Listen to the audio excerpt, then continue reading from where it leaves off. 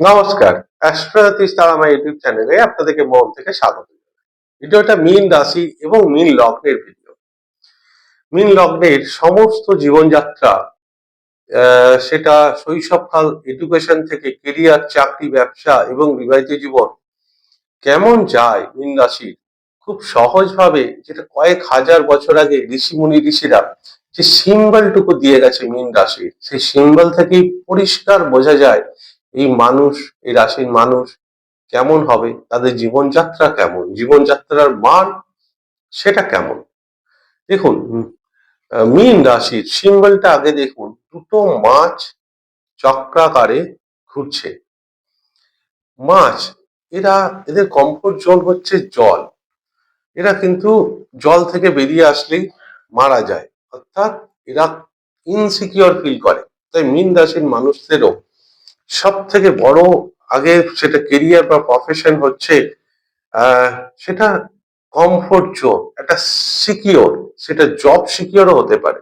কারণ অনিশ্চয়তা, যদি এদের কেরিয়ারে অনিশ্চয়তা, এডুকেশনে অনিশ্চয়তা থাকে, তখন কিরা মানসিক শান্তি পায় না। তাই সব থেকে মীন রাশির মানুষরা আগে কমফোর্ট জোনটা ওদের কাছে সব থেকে, রাশিচক্রের 12টা রাশির মধ্যে একমাত্র মীন রাশি, সে, এই রাশির মানুষরা প্রচন্ড প্রেসার নিতে পারে।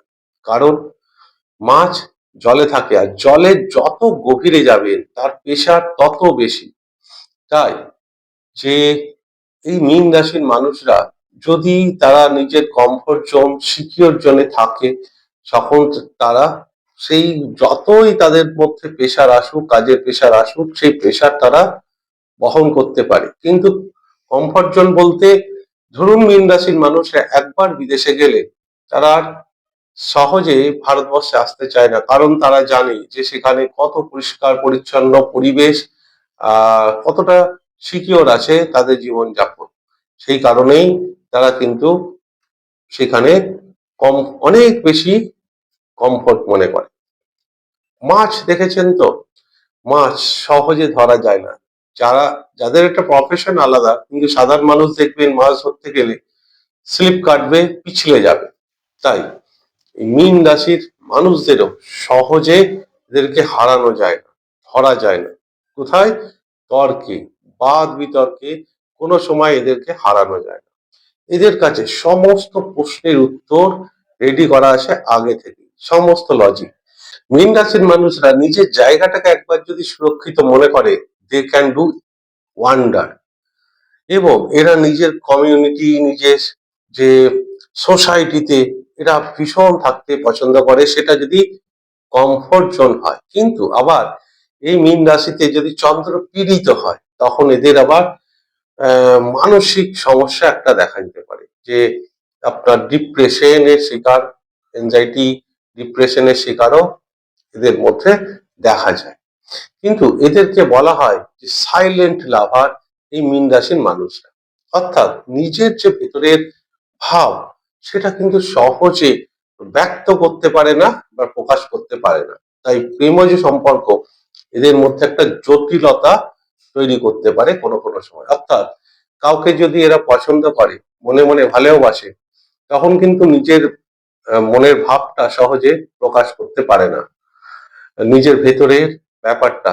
সেই ক্ষেত্রে কিন্তু অনেক সময় এদের রিলেশনশিপ ব্রেকআপও হয়ে যেতে পারে, সম্পর্ক এই কারণে অনেক ক্ষেত্রে নষ্ট হতে পারে। তবে হ্যাঁ, এই যে মীন রাশিতে শুক্র সর্বোচ্চ শক্তি নিয়ে থাকে, উচ্চ অবস্থায় থাকে, এটা রাশিচক্রের 12 নম্বর রাশি, ডুয়েল সাইন। এটা দ্বি স্বভাব রাশি এবং জলীয় রাশি। জলীয় রাশি মানে ইমোশনাল, ইমোশন মানে এদের অল্প কথাতেই চোখের জল, এটা আসাটা খুবই স্বাভাবিক। সেরকম শুক্র উচ্চ অবস্থায় থাকে। শুক্র কি? লাক্সারি, প্রেম, রোমান্সের কারক, আর্টিস্টিকের কারক হচ্ছে, যে কোনো আর্টের কারক শুক্র। প্রেম, রোমান্স বা লাক্সারি যে আইটেম, অর্থাৎ সেটা যদি খাওয়া দাওয়ার ক্ষেত্রেই ধরি আমি, অল্প খাবে কিন্তু সেটা খুব ভালো, পরিপাটি করে খাবে। জামা কাপড়, যে কোনো জিনিস, শুক্র যেহেতু উচ্চ অবস্থায় থাকে, ব্র্যান্ড, এদের কাছে কোয়ালিটিটা ভীষণ ভীষণ এদের কাছে গুরুত্ব, কোয়ান্টিটি না, কোয়ালিটির ওপর এরা ভীষণ, এদের ওপর নজর থাকে বা ঝোঁক বেশি।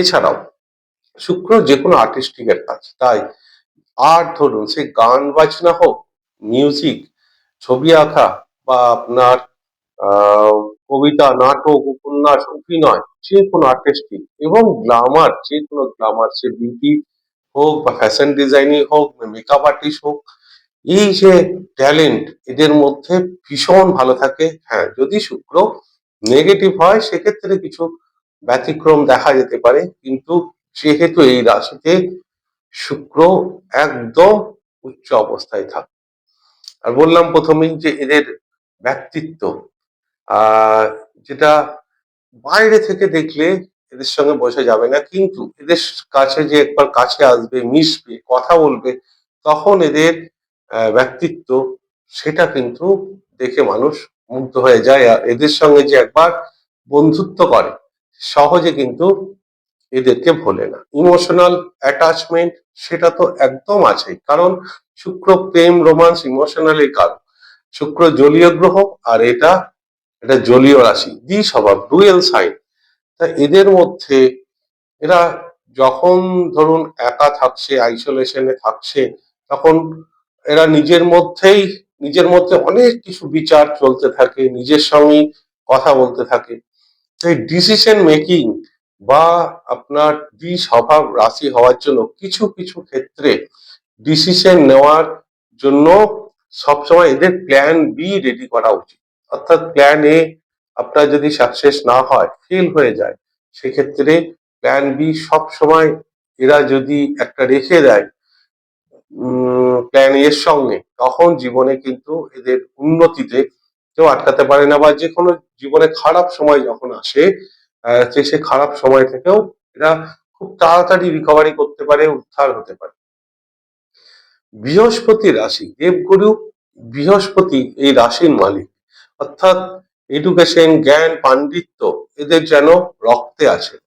কিন্তু পরিস্থিতির কারণে কেউ যদি সঠিক এডুকেশন না পায়, সেটা কিছু কিছু ক্ষেত্রে ব্যতিক্রম, পরিস্থিতির কারণে সে নাও পেতেও পারে, ভাগ্য তার সাথ না দিতেও পারে, কিন্তু পরবর্তীকালে এদের যে জ্ঞান সেটা ঠিক কোনো না কোনো ভাবে প্রকৃতির দ্বারা এরা ঠিক অর্জন করে নেয়, এবং এদের জীবনটা পরিবর্তনশীল এবং ঘটনাবহুল। জীবনটা যে একটা রঙ্গমঞ্চ বা নাটক, সেটা কিন্তু এরা মর্মে মর্মে উপলব্ধি করে ঠিক 40+ বয়স হওয়ার পর।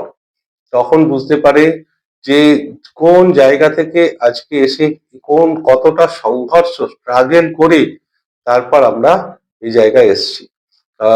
কারণ স্পিরিচুয়াল, আধ্যাত্মিকতার রাশি এটা, দ্বাদশ রাশি, শেষ রাশি। এই রাশিতেই রেবতী নক্ষত্র আছে, যেখানে কেতু মহারাজ বসলে শাস্ত্রে বলা হয়, আমার কথা না, এটা মোক্ষ লাভ হয়, মানুষের আর জন্ম হয় না, অর্থাৎ সমস্ত কিছু তার এই জন্মেই শেষ।